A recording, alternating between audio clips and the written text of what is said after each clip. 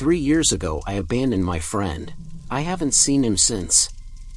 This is the first, and possibly the last time I post something like this on this site. I don't know who to talk to anymore. Bello is the biggest mistake I've made. When we were 16, my best friend and I decided to explore an abandoned house that was about 2 to 3 blocks away from his house. We had intentionally chosen to visit the house in the middle of the night.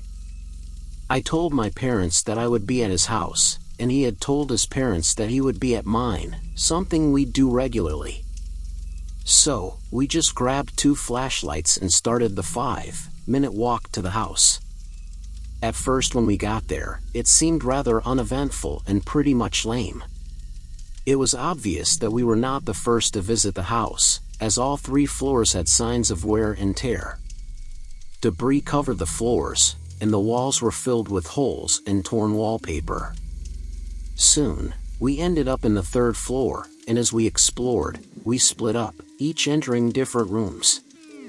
I chose the first room in the hall, while he went into the room opposite of mine.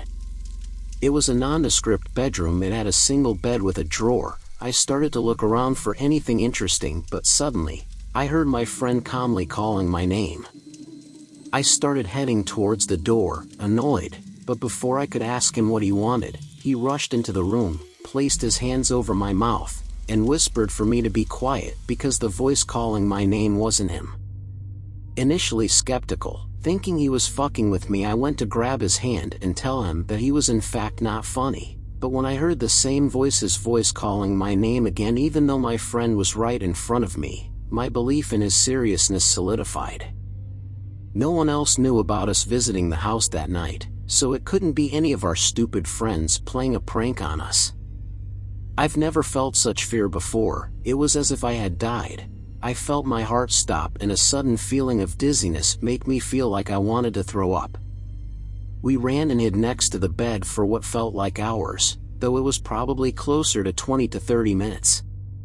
Eventually, gathered the courage, we started going down the stairs, trying to make our way out of that fucking house.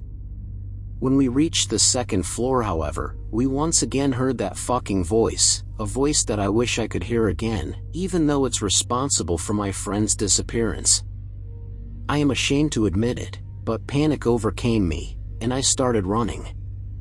In the chaos, I dropped my flashlight and, guided only by the minimal moonlight, kept running. I abandoned my best friend. I heard his voice asking for help, but I didn't stop. I never looked back. Eventually, I reached outside. I turned around, waiting for him to follow, but he never did.